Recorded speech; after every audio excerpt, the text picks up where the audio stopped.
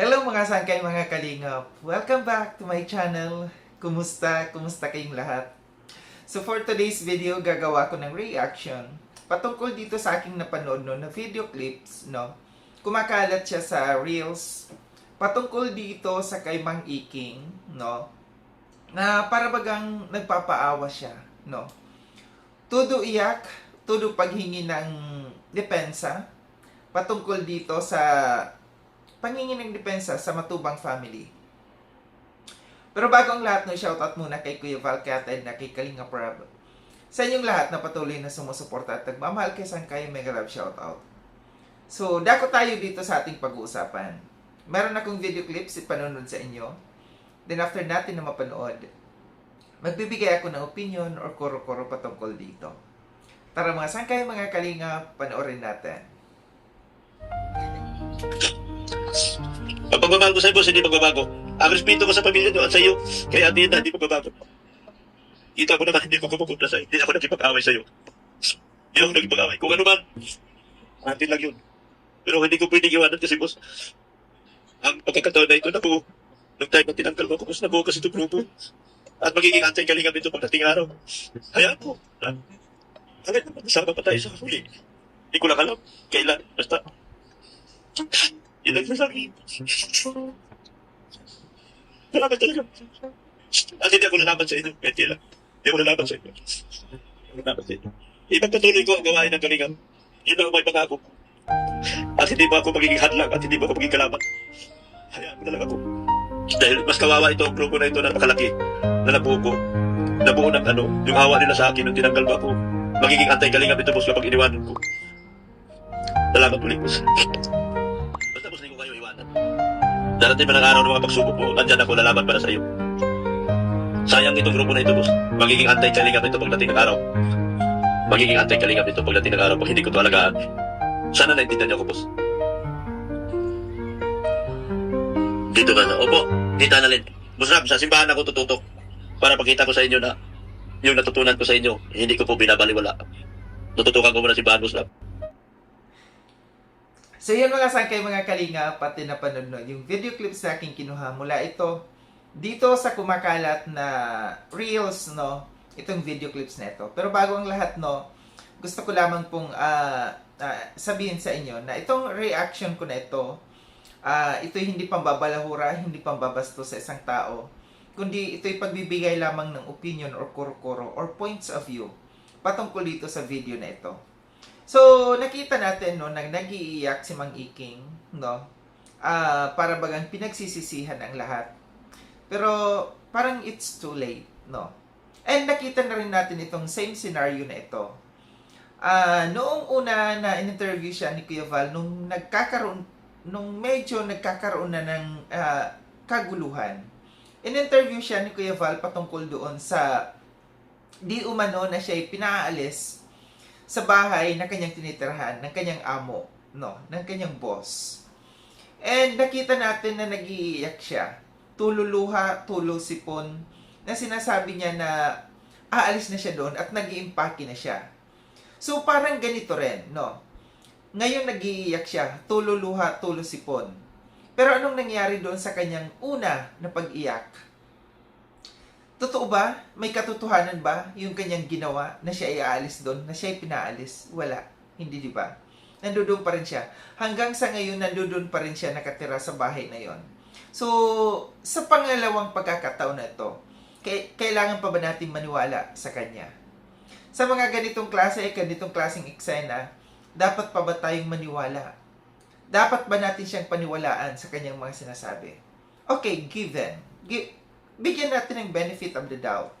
Kung ito man ay may katotohanan na kanyang pag-iyak, na kanyang pagsabi na hindi ko ang respeto at pagmamahal sa Matubang family hindi mawawala. Ang tanong dito, noong mga panahon na si Kuya Val ay pinatolfo, nasaan ka? Kasi ito rin yung tanong ni Kalinga Prab doon sa kanyang live. Na bakit nasaan kayo? Bakit hindi nyo sinamahan yung nagpatulfo kay Kuya Val? Nasaan kayo noong mga panahon na yon? Kasi ang sabi dito ni Kalinga Prab, hindi siya naniniwala na wala kayong partisipasyon doon sa pagpapatulfo, no? And sabihin na natin, hawak mo, sabi mo, hawak mo ang beat, no? Hawak mo pala ang beat. Bakit hindi mo pinigilan na wag ipatulfo si Kuya Val? Diba? Hawak mo yung beat eh. Yan ang lagi mong ipinagsisigawan. Bakit hindi mo pinaliwanagan? Bakit hindi mo pinigilan? Kung talagang meron kang respeto at pagmamahal dito sa Matubang family, nasaan yung sinasabi mo ngayon na yung respeto at pagmamahal sa Matubang family nandiyan pa rin at hindi mawawala? Doon pa lang, no, na hinayaan mo na si Kuya Val ay ipatulfo, na si Kuya Val ay ipahiya sa buong mundo. Dahil maraming mga nakapanood, buong mundo nakakapanood sa Rafi Intulfo, no? Doon pa lang, doon ko nakita yung tinanggal mo yung respeto at pagmamahal mo doon sa Matubang family. Kung alam mo yung nararamdaman ni Kuya Val nung mga panahon na yun, kung alam mo yung nararamdaman ng buong pamilya ni Kuya Val nung mga panahon na yun, na napaka-special na araw na yon dahil kasal ng anak ni Kuya Val, special na araw na yun at itinaon pa doon na siya ay ipinatulfo, na siya ay tinawagan ng tulfo. Nasaan doon yung pagmamahal at respeto? Ito yung tanong ko, no? Yung sinasabi mo rin dito na hindi mo kayang iwanan yung grupo na ito na nabuo, na mula nung inalis ka dito sa Kalingap, nabuo yung grupo na yan dahil sila yung mga nagmahal sa iyo. Sabi mo magiging anti-Kalingap sila pag ito'y iniwanan mo. Sa tingin mo, yung iba, hindi ko nilalahat, no, dahil sa grupo na yan. Yung ibang grupo na nandiyan na kumakalaban ngayon sa Kalingap, na kinukundi na ang Kalingap, ito ba'y masasabi mo na hindi sila anti-Kalingap? Diba? Yung sasabihin mo, hindi kasi ako kumbinsido doon, sasabihin mo na kung hahayaan ko, kung iiwanan ko itong grupo na ito, magiging anti-Kalingap sila. Malinaw at maliwanag pa sa sikat ng araw yung ginagawa ng ilang grupo dyan. Yang grupo na yan na kinaapian mo ngayon. Nandiyan dyan yung kinukundi na ang Kalingap. Binabanatan ang Kalingap. Bakit hindi mo sila sabihan, no, na huwag banatan ang Kalingap? Kasi magiging anti-Kalingap ang tingin nila sa grupo natin. Diba? Ganun lang kasimple. Ganun lang kasimple kung talagang nandoon yung respeto at pagmamahal mo. Yung sinasabi mo Dan na ipinaulit-ulit na ang respeto at pagmamahal ko sa inyo, sa Matubang family, hindi mawawala. Nasaan yung respeto dyan? Na pinapalapa mo sa mga kagrupo mo, yung ilang kagrupo mo dyan. Yung Matubang family, yung Kalingap, no? Ang Kalingap ay pagmamay-ari ng Matubang family.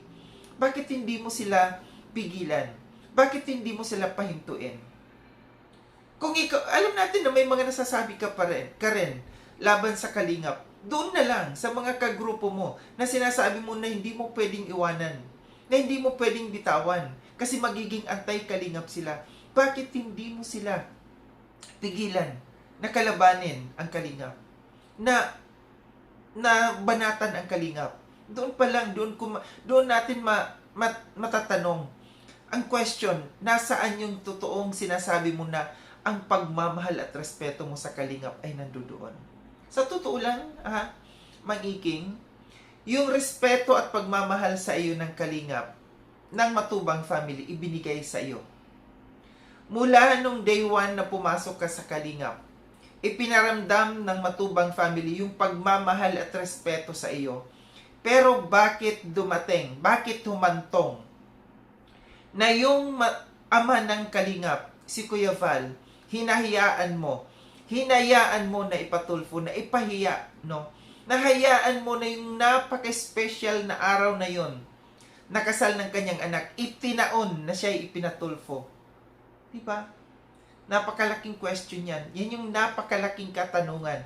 Doon sa pag-iyak mo ngayon, yung pag-iyak mo na yan, yun yung question din. Totoo ba yan? Totoo ba yung pag-iyak mo? Totoo ba yung pagsisisi mo? No? Kasi parang ang hirap na maniwala, no? Sa dami ng mga nangyayari, ang hirap ng maniwala. Kung ito man ay may katotohanan o wala sa pag-iyak mo. Kasi nangyari na rin, gagaya ng sabi ko, nangyari na rin ito. O ilang beses ka na rin umiyak, lumuha, no, nung in-interview ka ni Kuya Val. Pero ito na naman, dapat pa ba tayong maniwala dito sa taong ito? Muli maraming salamat mga sangkay sa panonood. Sa mga hindi pa nakapag-subscribe kay Sangkay Long, subscribe na po ako. Click yung notification bell para updated kayo sa lahat ng mga videos na aking gagawin. Like and share itong video na itong mga sangkay. Kita-kits tayo ulit sa susunod na video na aking gagawin. Ingat kayo sa ang dako ng mundo bang kinaroroon. Paalam ng mga sangkay mga kalinga, paalam.